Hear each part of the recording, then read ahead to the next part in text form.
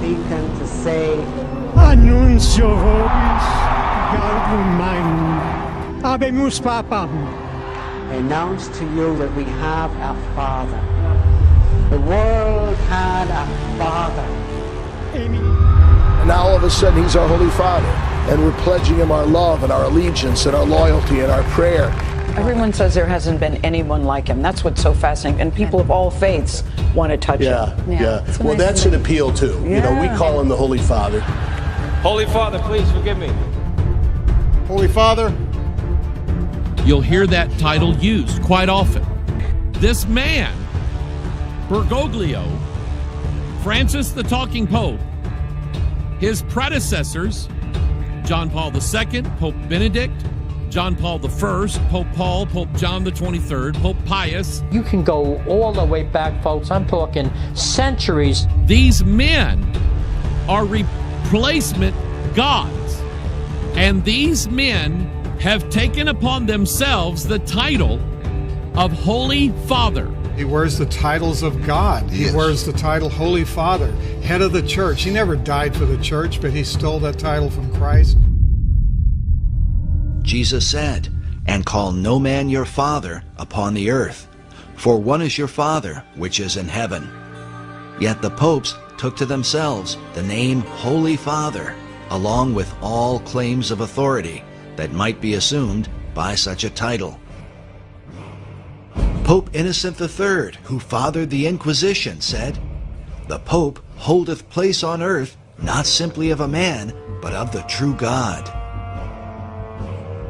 Meanwhile, Pope Nicholas said of himself, "I am in all and above all, so that God himself and I, the Vicar of God, hath both one consistory, and I am able to do almost all that God can do. I then, being above all, seem by this reason to be above all gods." Nicholas even claimed that the popes had the power to change the gospel itself, saying, "Wherefore, no marvel, if it be in my power to dispense with all things, yea, with the precepts of Christ." But in the Bible, Jesus says, "Behold, I have set before thee an open door, and no man can shut it, and no man openeth."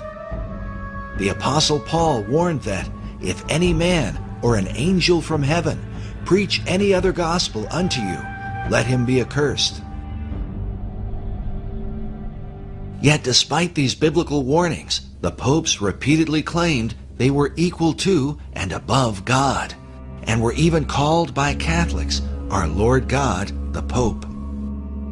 The Lateran Council, while addressing Pope Julius II, said to him, "Take care that we lose not that salvation, that life and breath which thou hast given us, for thou art shepherd, thou art physician, thou art governor, thou art husbandman, thou finally art another God on earth." In the 19th century, Cardinal Giuseppe Sarto, who would later become Pope Pius X, declared, "The Pope is not simply the representative of Jesus Christ. On the contrary, he is Jesus Christ himself, under the veil of the flesh. Does the Pope speak? It is Jesus Christ who is speaking. Hence, when anyone speaks of the Pope, it is not necessary to examine, but to obey." Jesus said of himself, "I am the way, the truth, and the life. No man cometh unto the Father but by me." Yet Pope Pius IX blasphemously declared, "I alone am the successor of the apostles, the vicar of Jesus Christ. I am the way, the truth, and the life." The popes have not only made claims to be God, but have insisted that salvation itself depends directly upon obedience to them. Pope Boniface VIII said, "We declare, say, define, and pronounce that it is absolutely necessary for the salvation of every human creature to be subject to the Roman Pontiff."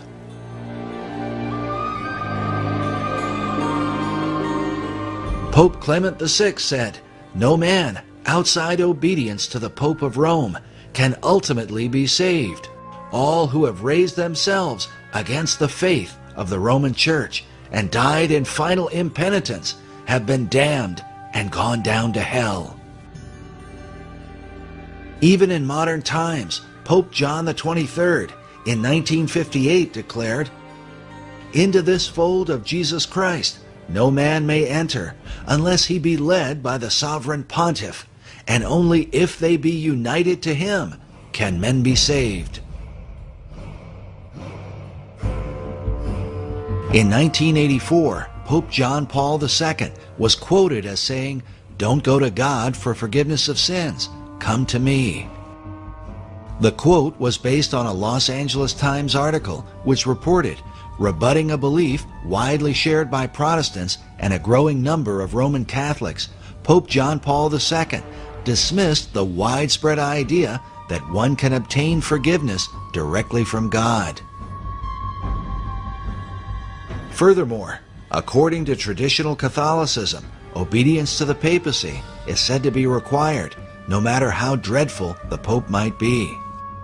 Catherine of Siena, one of the patron saints of Italy, whose mummified head is still preserved in Rome today, said, "Even if the Pope were Satan incarnate, we ought not to raise up our heads against him, but calmly lie down to rest in his bosom.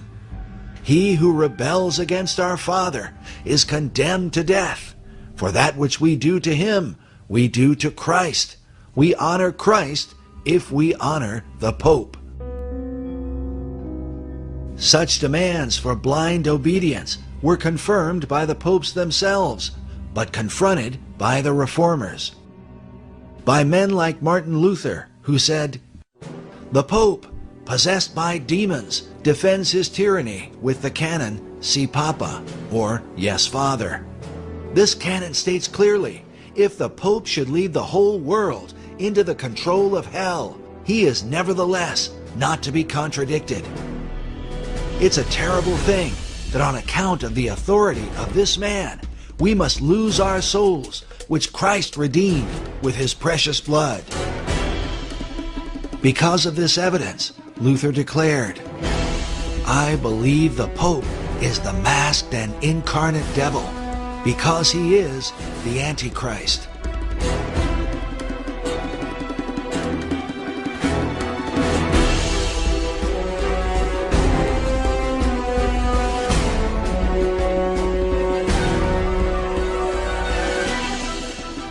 It is important to understand that this belief was not just confined to Luther, but was held by all the reformers from John Wycliffe in the 14th century to Charles Spurgeon in the late 19th century. Spurgeon said, "It is the bounden duty of every Christian to pray against Antichrist. And as to what Antichrist is, no sane man ought to raise a question. If it be not the popery in the Church of Rome, there is nothing in the world that can be called by that name."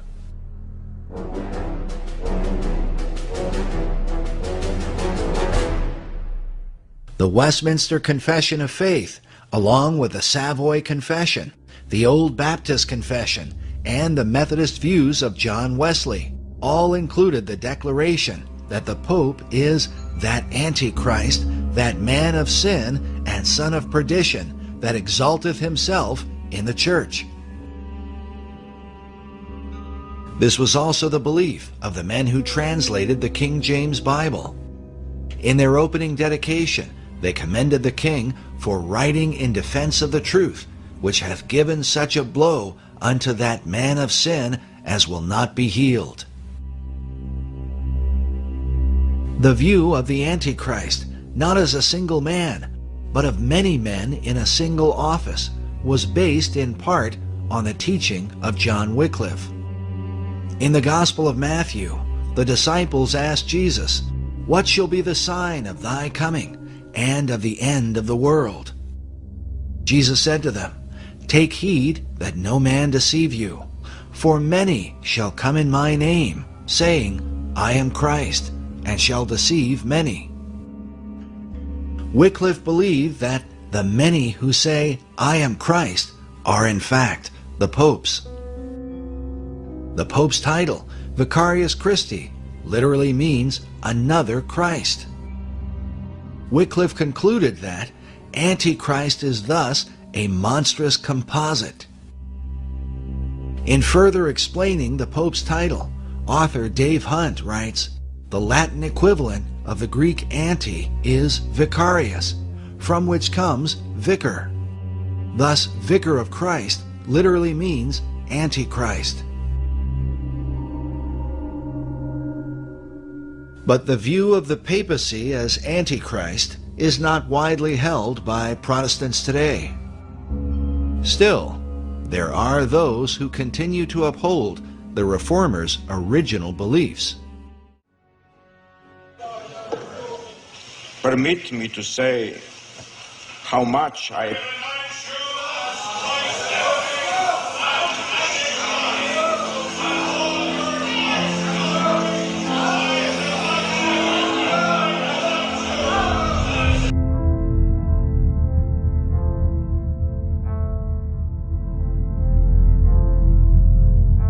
this official Vatican portrait of the current Pope. It is called The Truth, the Way, and the Life, Portrait of His Holiness, Pope Benedict XVI. But can this really mean that in the modern world there are some who still believe the Pope to be equal to Christ and God? Mr. President, final question. Yes, sir. You said famously, when you looked into Vladimir Putin's eyes, you saw his soul. Yeah. When you look into Benedict XVI's eyes, what do you see? God. Good way to end the interview. Thank you, sir. Thank you, sir. My pleasure.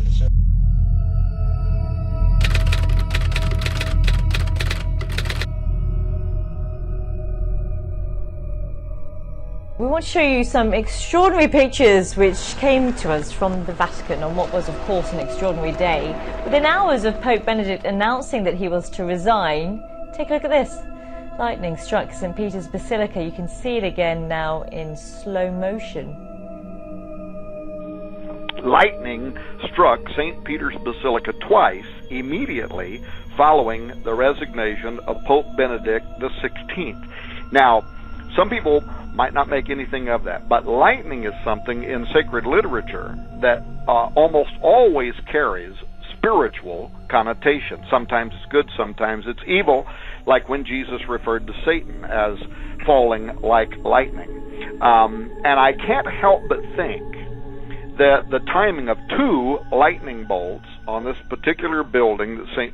Peter's Basilica, at the Vatican, at the exact time following Benedict's resignation, I felt that it was mathematically improbable of chance. First, because two bolts, I don't, again, what do you make of coincidence and numerology? But we know that in sacred text and in Scripture, these kind of things would be interpreted as signs and omens.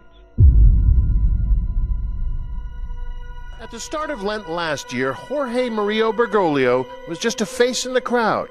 Today, Pope Francis is the most talked about person on the World Wide Web. With days until the Holy Father makes his first ever visit to the U.S., his popularity has taken off. We were able to walk right up to the stage yesterday, which is literally set at this point. You saw that there are thousands of seats already lined up as well. As you can imagine, hundreds of thousands of people turned out to see and hear Pope Francis today. It was a mammoth effort. Philadelphia transformed into an outdoor cathedral. It's like being at the Super Bowl. His style was different almost immediately to the thousands before him as he bowed and said, "Vi quiero que voy." Pray for me. And suddenly there was a connection with people. That set the tone for this papacy. More people can actually relate to him. Absolutely. And bring more people into the church. More of a user-friendly pope. Yes. That's what we need right now. We've needed for a while a renewed image, a renewed face of the church, and Pope Francis is giving it to us. The one man who is winning in every poll you look at, the Pope. His Twitter account, @Pontifex, ranks in the top 5 most searched words on the internet. Take a look. Look who's got his very own rookie baseball card, Pope Francis. Pope is even showing up on pizza boxes. Every trip he takes, Pope Francis has been met by adoring masses of the faithful. This week, he's been called a Catholic rock star. He's kind of a rock star, Times Person of the Year, the cover of Rolling Stone. Now there's even a Francis fanzine. He's captured the imagination not just of the world's 1.2 billion Catholics, but the world itself. I get it on the streets. I mean, everybody from the bartender to the cab driver telling me, Cardinal Dolan, we love this guy. He's been called the People's Pope.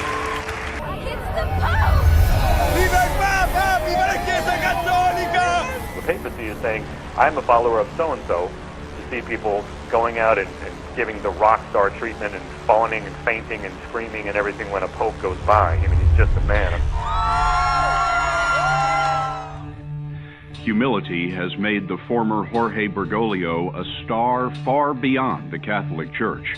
And became one of the most popular religious leaders of our time. You can't be a Catholic without acknowledging Pope Francis as the representative of God on earth.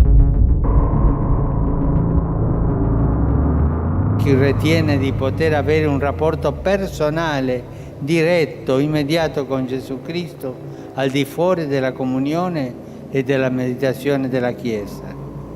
Sono tentazioni pericolose, sono tentazioni dannose, sono, come diceva il grande Paolo VI, dicotomie assurde. Pope Francis has worked tirelessly toward a new world religion in which all denominations are brought together as one.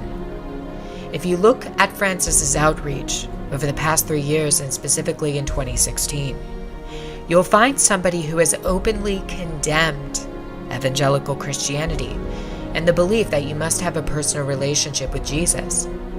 He has openly warned that this belief is dangerous. He has also equated the spread of the gospel under evangelical Christianity to jihadism. In the meantime, he has done quite a bit of outreach to every other religion in the entire world. Why is this happening? The extent of Francis's outreach to other denominations in 2016 alone has been mind-boggling. In February, Francis held an emergency meeting with Patriarch Kirill of Russia for the first time since the 1054 Schism. Kirill then went directly to Antarctica, where he performed a bizarre religious ceremony consecrating the land and water surrounding the continent. Francis has also done outreach to Patriarch Bartholomew of Turkey, in which both leaders voiced support for the migrant crisis and called for more migrants to enter Europe. In May, Francis met with Al-Azhar of Egypt, who is the head of Sunni Islam. In January, Francis became the third pontiff ever to visit Rome's major synagogue. He has also hosted Jewish religious and political leaders at the Vatican. In June, Francis outreached to the Armenians.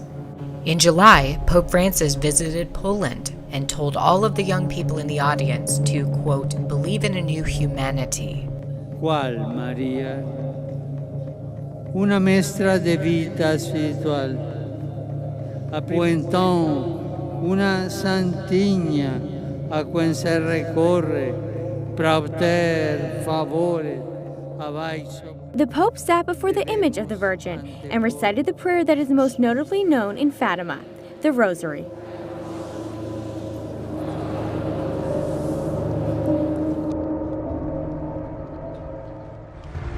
She's called the United Nations International Pilgrim Statue of Fatima and travels around the world. I've seen people who break down in tears as soon as they look at the face. The faithful believe they're seeing the face of Jesus' beloved Mother Mary.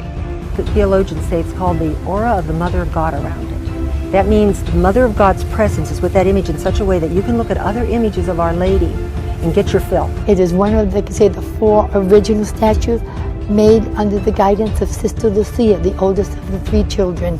The 3 children, Lucia, Jacinta, and Francisco, said they saw an apparition of Mary while herding sheep near the village of Fatima, Portugal, May 13, 1917, and she revealed 3 secrets to them, including the prediction of World Wars I and II. And this is the face Lucia described. When you're looking at it, you feel her presence. You can get your fill at looking at other beautiful images, but you cannot get your fill at looking at this. You just want to look, and look again. Just a Mary shrine here, Mary shrine there, Mary shrine here, everywhere. Why do people praise and worship Mary, whom Jesus was born of?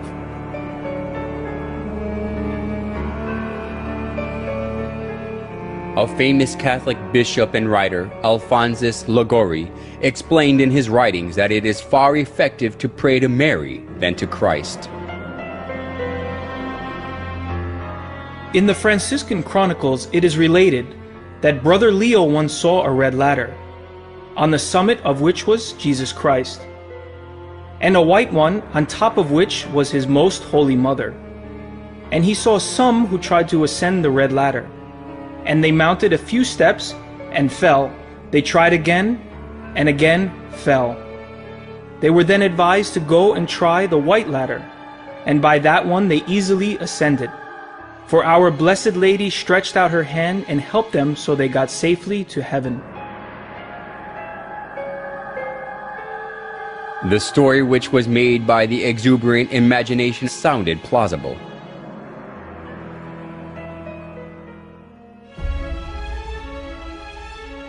Although it was a man-made story, Pope Gregory XVI canonized Liguori as a saint, and Pope Pius IX declared him a doctor of the Catholic Church. Now Catholics are taught that it is better to pray to Mary, who is merciful and understands us. We must never go to our Lord Jesus except through Mary, using her intercession and good standing with Him. We must never be without her when praying to Jesus. The plausible logic that Jesus cannot refuse Mary's request because she is his mother is shown well even through the image of Mary and baby Jesus.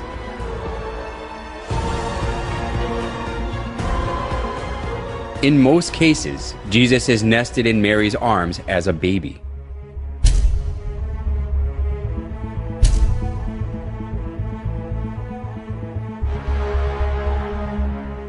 This downgrades Jesus to a little baby who is always dependent on Mary and lets people think that he can do nothing without Mary.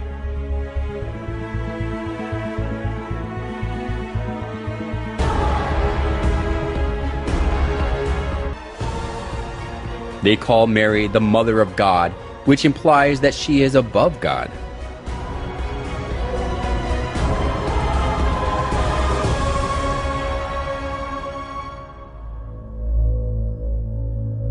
Mary as a female is merely a creation who was chosen to conceive Jesus. Mary worship of the Catholic Church reminds us of the mother-child worship of ancient Babylon. Just as Semiramis artfully spread the mother-child worship throughout Babylon when she ruled it over instead of her son Tammuz, the Catholic Church now makes people worship Mary, not God, by accepting the mother-child worship from Babylon.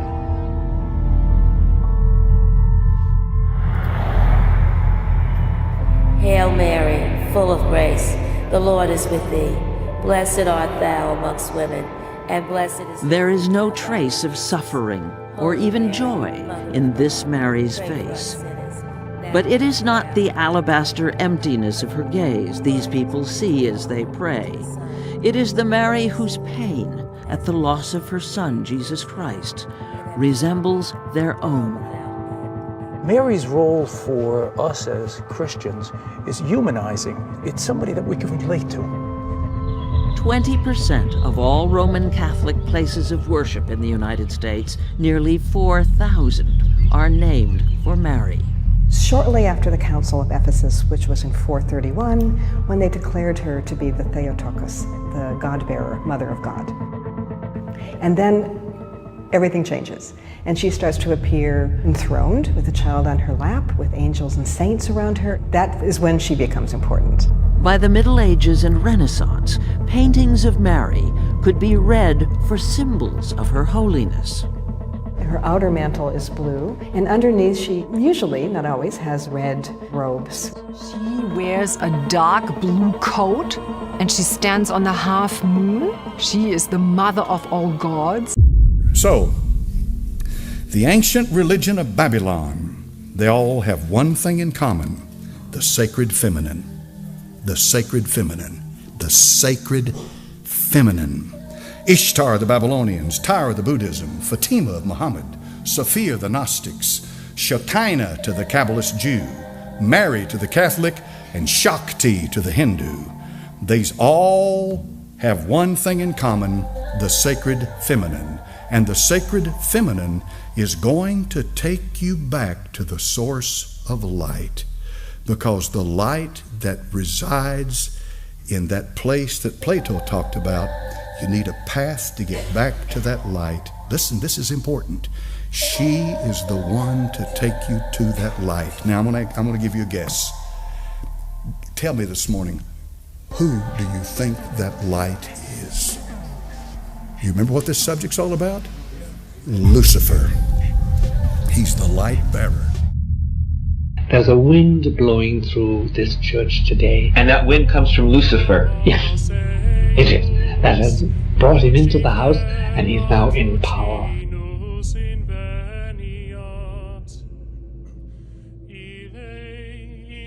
No doubt about it, Lucifer is the prince, and he has now a place within the central citadel of the church.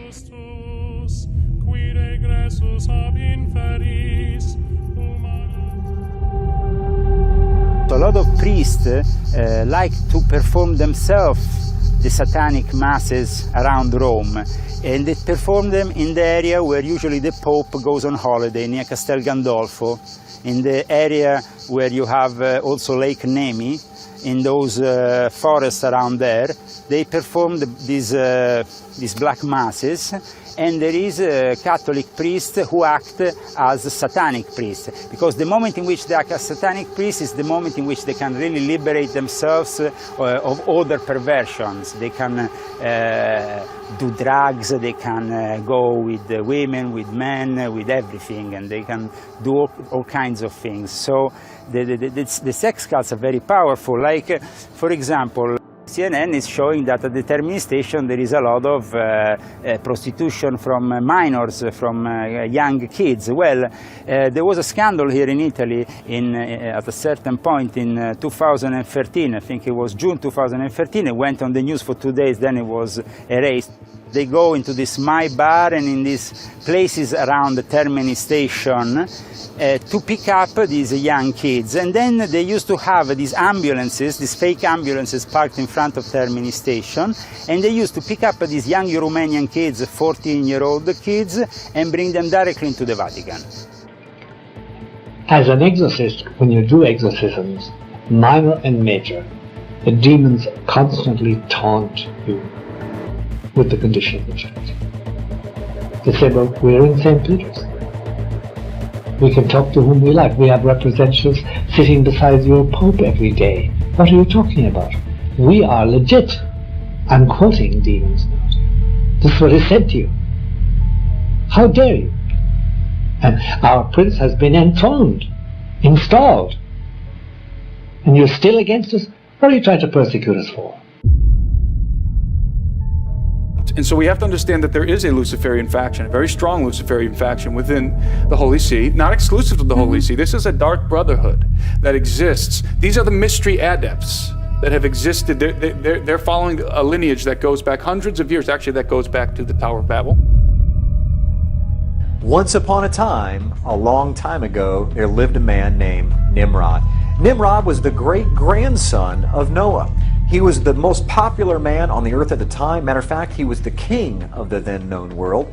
He was responsible for building the cities of Babel, and the Tower of Babel, and the city of Nineveh, amongst others. Well, all that being aside, Nimrod, no doubt, had tremendous influence among the people that he was with.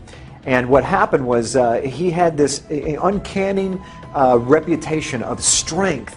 He created great armies, and he was the ruler of the then-known world right after the flood. He was full of idolatry and covetousness, drunkenness, and rebelliousness towards God. And he had a phenomenal ability to deceive. Matter of fact, I suppose he was much like, I guess, an early politician 4,000 years ago. But Nimrod married a woman named Semiramis. Now, Semiramis and Nimrod became basically king and queen of the then-known world. Well, at some point, Nimrod dies, and he became deified. He was the very first person that was ever deified on planet Earth, and they made him the sun god, which ended up being Baal. The word Baal in your scriptures can be traced back to Nimrod. So it's an interesting reality of history. When you see Baal and Ashtaroth, you're ended up coming all the way back to this story of Nimrod and Semiramis. And so Baal is now ruling the universe as the sun god, and somehow luck has it through the Babylonian legend that Semiramis gets pregnant by the rays of the sun of her deceased husband Nimrod. And she gives birth to a young baby boy named Tammuz. Semiramis, Nimrod's wife, insisted that Nimrod became the sun god. She cut Nimrod's dead body into pieces and sent them to each tribe of Babylon. People regarded the place where a part of Nimrod was buried as sacred.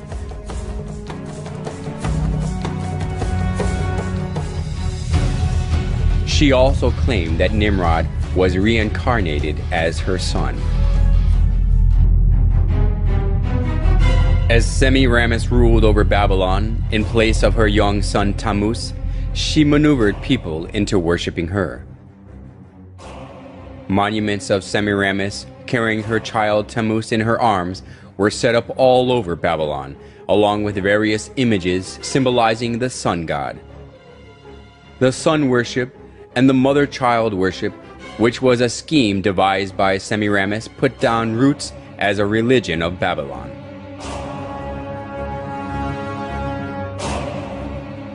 Idolatry stemmed from Babylon, spread to many countries after the Tower of Babel collapsed. It is because when the Babylonians were scattered over the whole world, they brought the sun worship and the mother-child worship. The sun worship and the mother-child worship were assimilated into the cultures and religions of many countries, and they came to have various forms and names.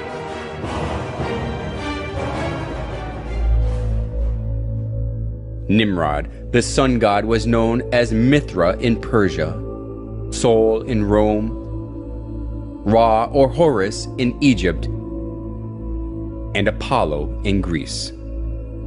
Semiramis and Tammuz, who were the start of the mother-child worship, was called Isis and Horus, Venus and Dionysus, Diana and Attis, and Astaroth and Tammuz, respectively.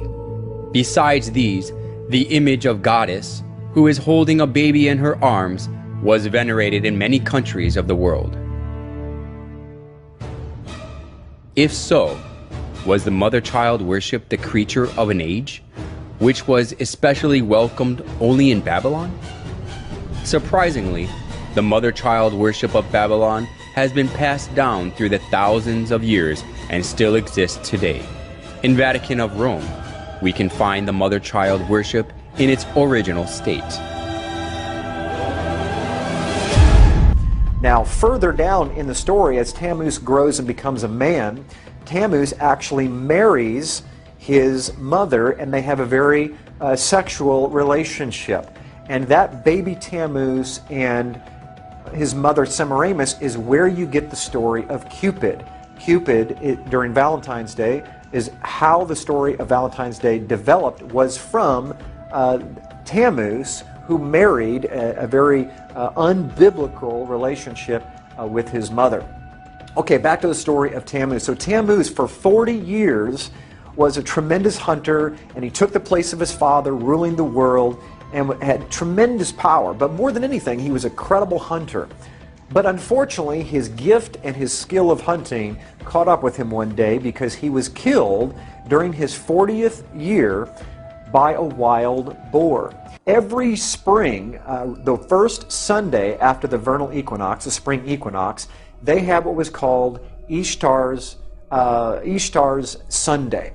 And they would have a sunrise service. At the sunrise service, the priest of Ishtar would impregnate young virgins on the altar, and during that same service, they would take the babies that were now 3-month-old from the previous year, and they would sacrifice those children on the altar to Ishtar, and then they would take the eggs of Ishtar, and they would dip those eggs in the blood of those young infants. And that is where we get sunrise services, and that is potentially where we get the dyeing of Easter eggs. It is also interesting to note that worldwide universal color of Easter eggs is red. Even the White House, the official color of the White House Easter egg is ruby red. Now, back to Tammuz. Tammuz gets killed by a wild boar.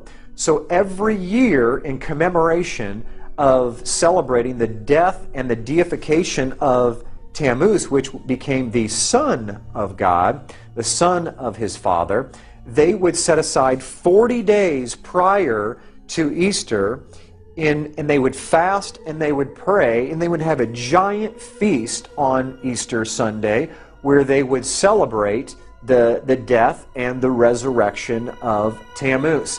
And guess what they would have for dinner on that Sunday evening?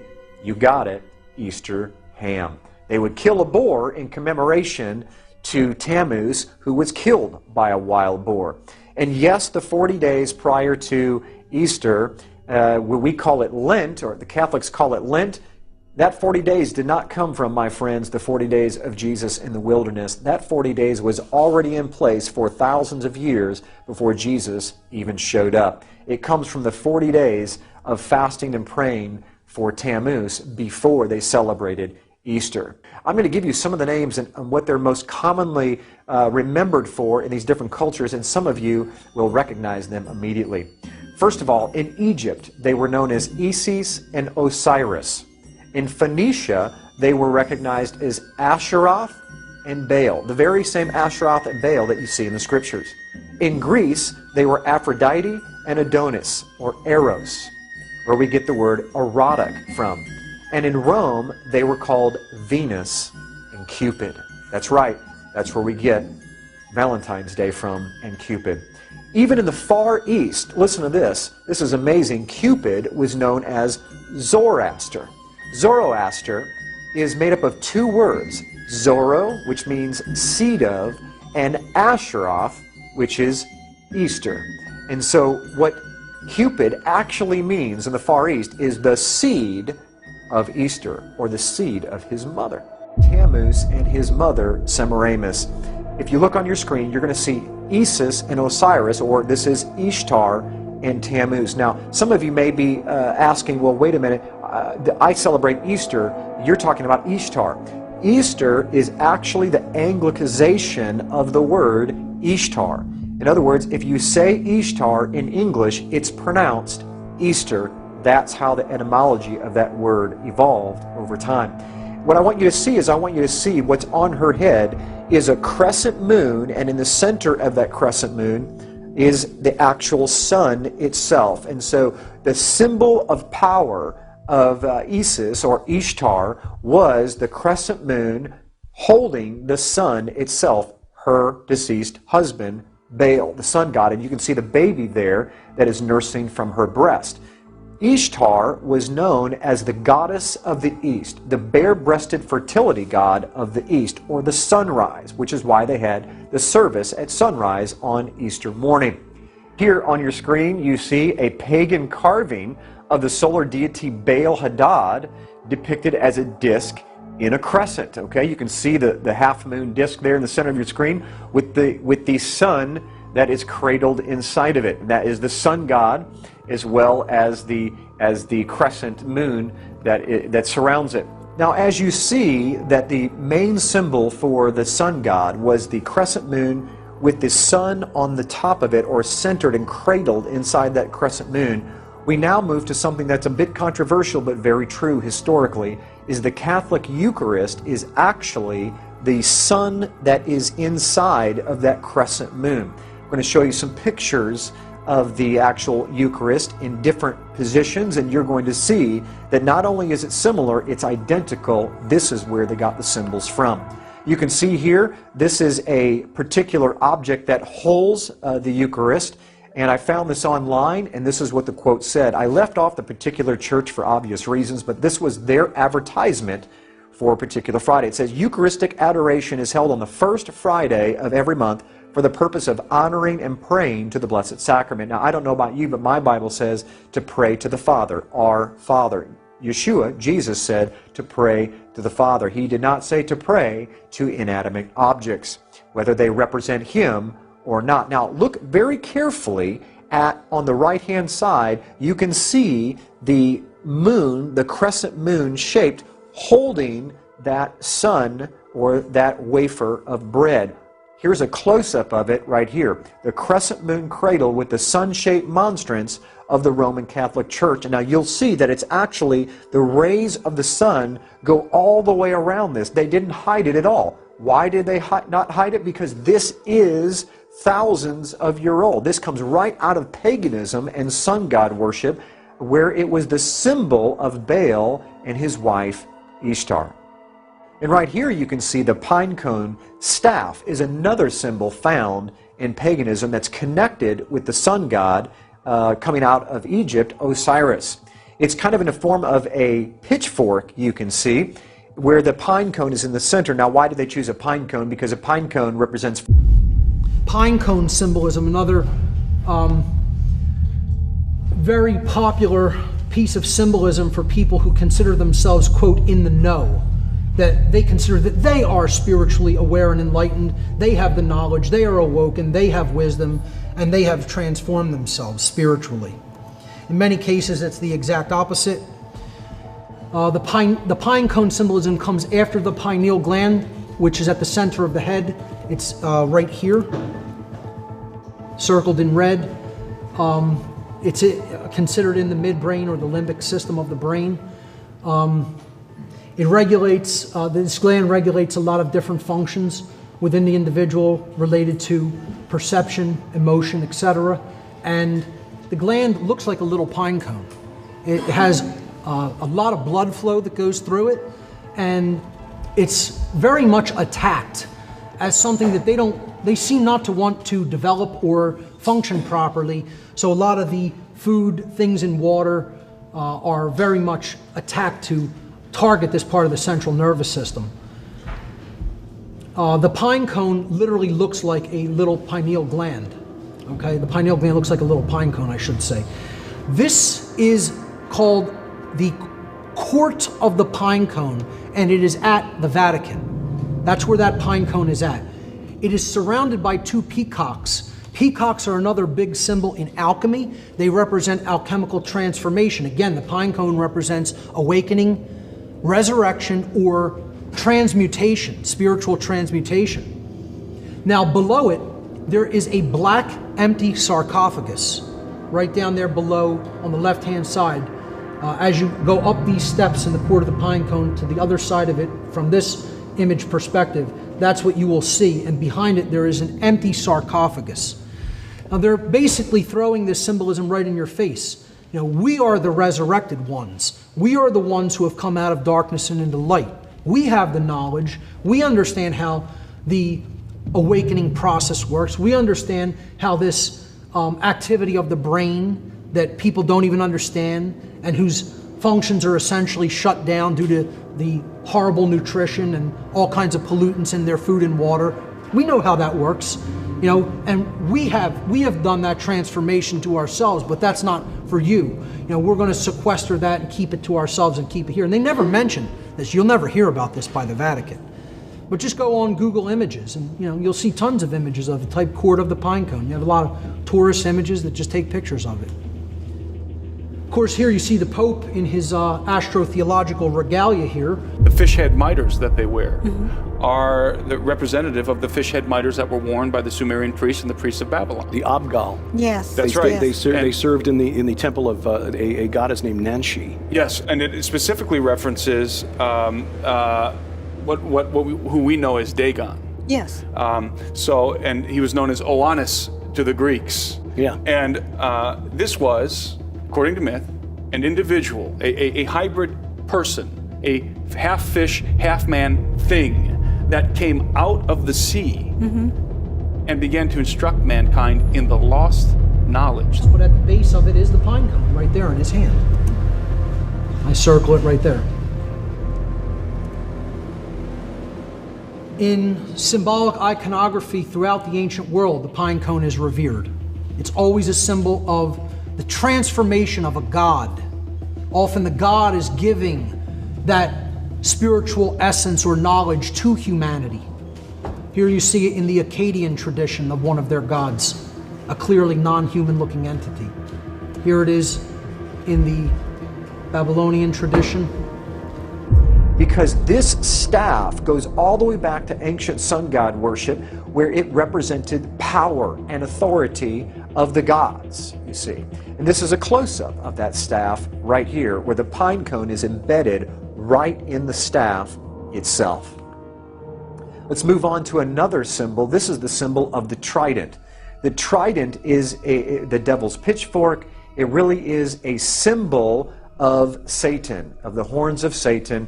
It's an ancient satanic and pagan hand gesture called the trident. We find this in archaeology all over the place. Whenever you get into any kind of society of sun god worship, you find the trident everywhere. You see it in ancient Babylon. It was placed in the hands of all the pagan sun gods. All the pagan gods and pharaohs had some sort of trident, a staff, that they would be connected to power and authority of the gods. The most famous one, of course, is Neptune's trident. We call it the devil's pitchfork, and that's where it comes from. It's just not a drawing that someone made up. This has history built into it of where these things come from. Now, if you move forward in time, or during the same time period, excuse me, you're going to find another symbol that is even more important. As a matter of fact, you're going to see two symbols in this picture. This is a pagan statue of Jupiter that has been renamed St. Peter.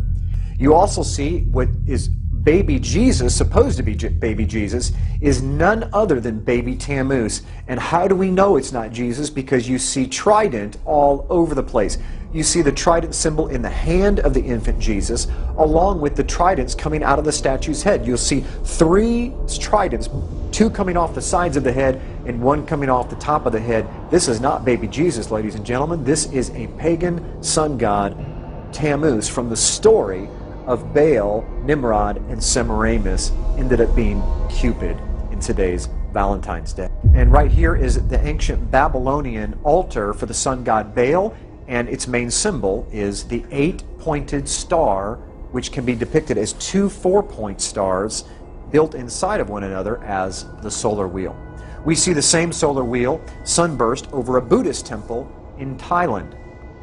Here is a monastery, St. Ignatius, where the solar wheel or sunburst is depicted in the floor tiles. Here is the face of a child, which is of course Tammuz, within the fertility symbol of the sun's rays on a Roman Catholic altar. The same exact symbol is shown in a face of the Babylonian sun god on a pulpit in a Roman Catholic church in Scandinavia. Okay, all this same symbol comes right out of paganism, as I've shown. Okay, this is probably one of the most fascinating pictures that I have.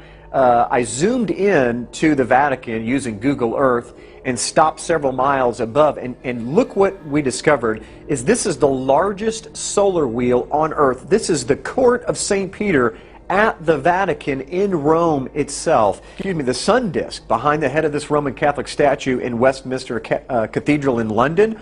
Where did they get the idea of sun disks behind these saints?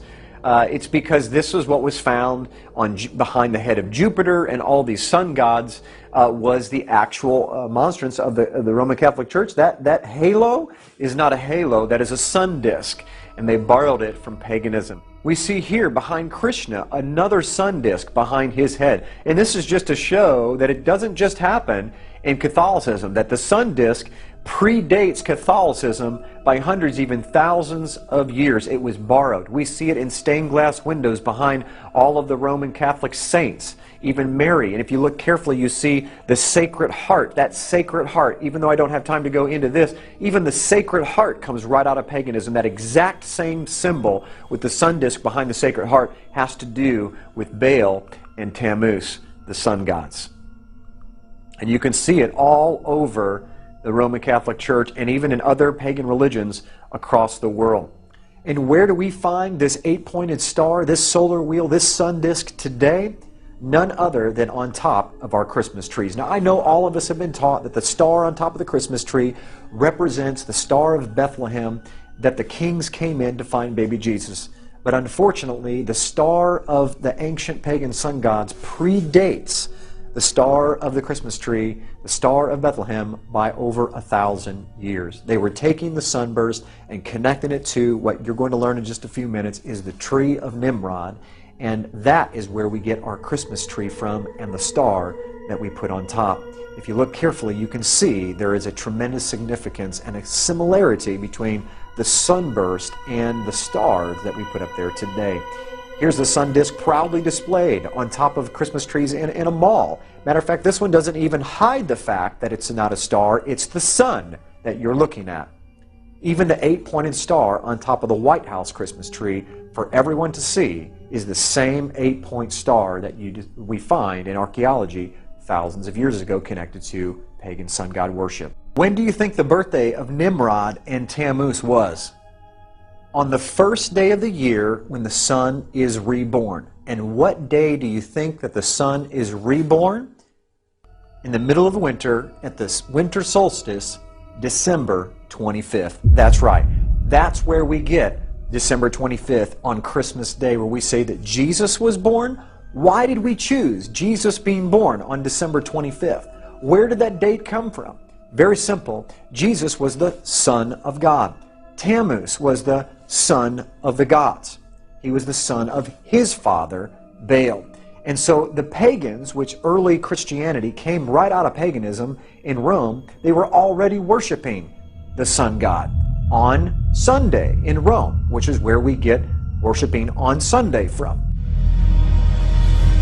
All judges, city people, and craftsmen shall rest on the venerable day of the sun. Constantine's edict in 321 played an important role in making the sun god worship faith to put its roots down in the church. Many Bible believers today have followed tradition handed down by previous generations. They believe and were taught that Sunday is the proper day of worship, that the Savior changed the day of worship from the Jewish Sabbath to Sunday. The adoption of Sunday as the Christian Sabbath has little to do with the Bible and everything to do with Constantine the Great over 300 years after the Messiah's death. Constantine was emperor of the Roman Empire from 306 to 337 CE. He was a sun worshipper who on his deathbed converted to Christianity. In 321 CE, while still a sun worshipper, Constantine established Sunday as the day of worship. He decreed, "On the venerable day of the sun, let the magistrates and people residing in cities rest, and let all workshops be closed." In this coin circulated by Constantine in 317 CE, we see the face of Constantine on one side, and on the other the figure of Sol Invictus, the unconquered sun. The sun god was also known as Mithras, and his birth was on December 25th. This date was adopted as the birth of Christ, and became the date for Christmas many centuries later. Clearly, Constantine was an avid worshipper of the sun god Sol Invictus. Amazingly, Martin Luther, the champion of the modern-day Protestant movement, said, "They allege that the Sabbath changed into Sunday, the Lord's Day, contrary to the Decalogue as it appears. Neither is there any example more boasted of than the changing of the Sabbath day. Great, say they, is the power and authority of the Church, since it dispensed with one of the 10 Commandments." Nowhere in the Bible do we see that Yahshua and his apostles changed the day of worship from Saturday to Sunday. In fact, the Messiah in his Sermon on the Mount has this end-time prophecy: "Pray that your flight be not in the winter, neither on the Sabbath day." Those who were tainted with polytheism of Rome looked as if they had converted, but in actuality it wasn't easy for them to get rid of the religious rites and institutions of worshiping the sun, the moon, and the stars, and various gods and goddesses, which they had worshipped since their forefathers. The church in Rome sought for solutions to disburden the pagans when they converted to Christianity. It was to bring in things similar to the gods that the pagans had believed into the church. They thought they would increase the number of pagan converts by doing that.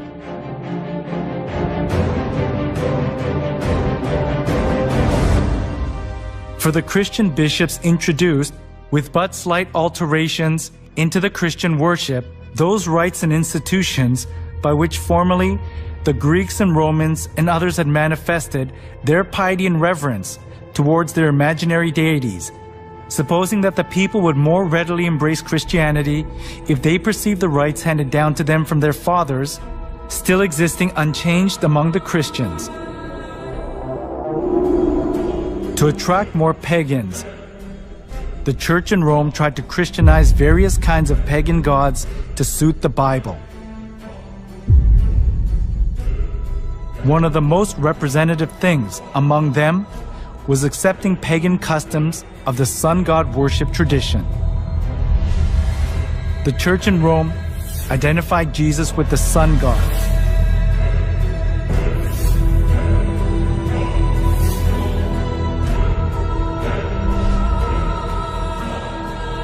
Inside of the church was decorated with various kinds of sun images, and the idea to worship the sun was established as if it were the truth of the church.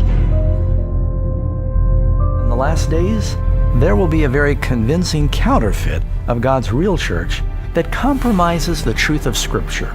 Jesus warns it will nearly deceive the whole world. The Vatican is secretly preparing for the arrival of alien saviors.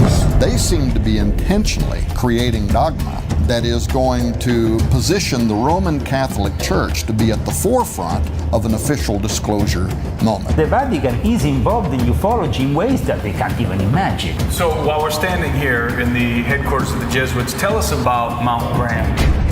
They are constantly monitoring things with the Lucifer device. Sometimes they have to wait for all of the UFOs to get out of the way. I would like to tell you more about Zechariah Sitchin. He told me, "John Mario, one night I wake up and I saw an Anunnaki sitting on my bed." History is being repeated. The days of Noah are returning. The gods are returning to the earth to dwell among men and mingle their seed with the human race.